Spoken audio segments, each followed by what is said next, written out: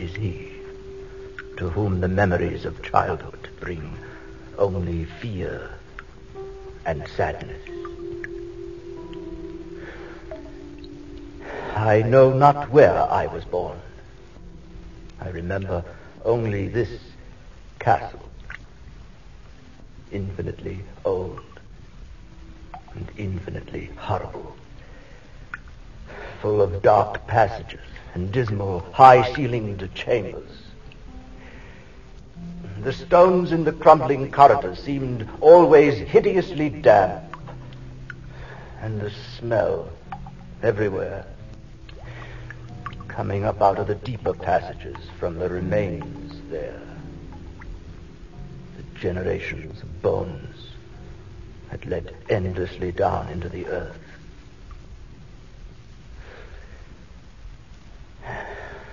The light was a dim and uniform gray, throwing no shadows.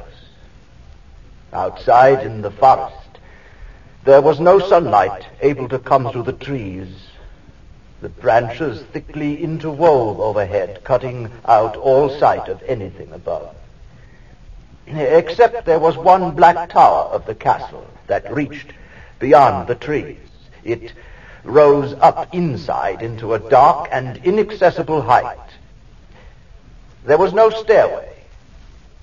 It could not be ascended save by an impossible climb up the sheer wall, stone by stone. I must have lived in this place all my childhood, but I cannot measure the time. Someone must have cared for my needs, yet I cannot recall any person except myself or anything else alive. I think that whoever nursed me must have been terribly aged. My first conception of a living person was of something distorted, shriveled, decaying. I remember there was such a corpse. I often went to it with a feeling of reverence and attachment. It was a woman, ancient, lying as she had died, partly eaten around the throat and chest, the terrible gesture of horror in her sprawled position and opened mouth. I would sometimes roam the passage where she lay. I seemed to be drawn there. I wanted to kneel before it, to lie my head against it. Once I recall, I reached out to touch her, and she seemed to draw away in horror as if some instinct of recoil had penetrated to the very bones of the hideous thing. It fell off the ledge, breaking apart on the stones below. I dared not touch her again.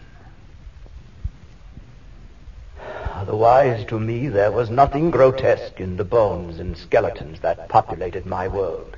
They were to me more natural than the colored pictures of living people I found in many of the ancient books that lined shelves and piled corners.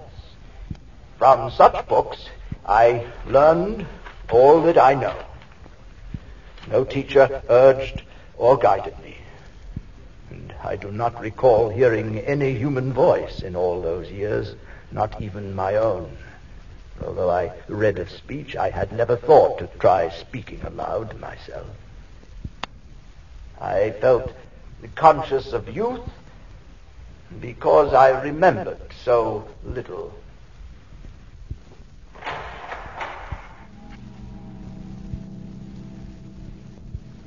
I'd wander outside by the moat, filled with the thick and stagnant water.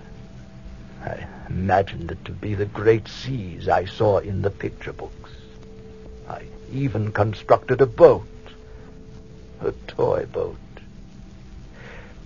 with masts, and set it upon the water, but the slime held it.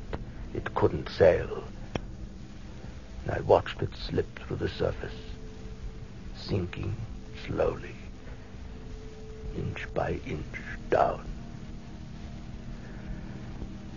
down till it disappeared.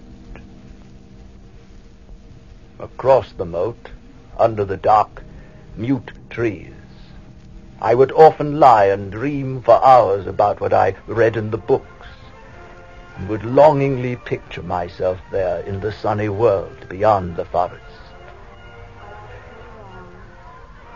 So long. And now nothing will separate us. Nothing. The pictures would fade. They were not real. Oh, I wanted to make them real. I'd try to escape the forest.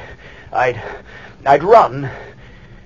I'd run, but the farther I ran from the castle, the more dense became the shade. The thickness filled me with a terrible fear, until I forgot my search and turned back.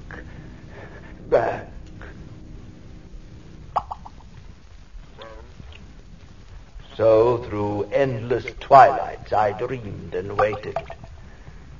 For what? Only skulls looked up at me, their gaping jaws, their silence. In my madness I'd crush them. Who put me here? Why? My longing for light grew so frantic I could rest no more. The tower that reached up into the dark absorbed me. I stood beneath it and raised my hands into the abyss. There must be a way. There must be.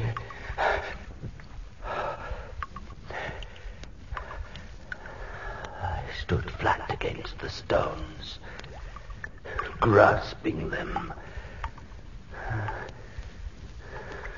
Strange, I could hold on to the stones more easily than I thought. I pulled myself up, stone by stone, round the tower and up. Up.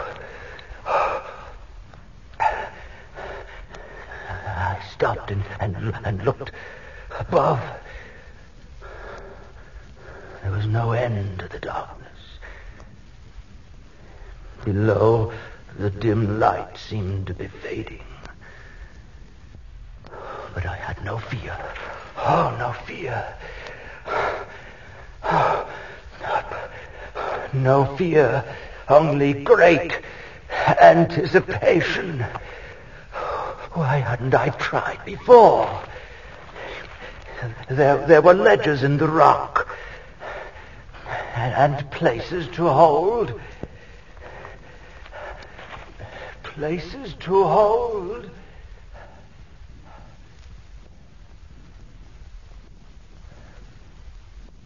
Hours later, I had reached the top. I clung to the stone,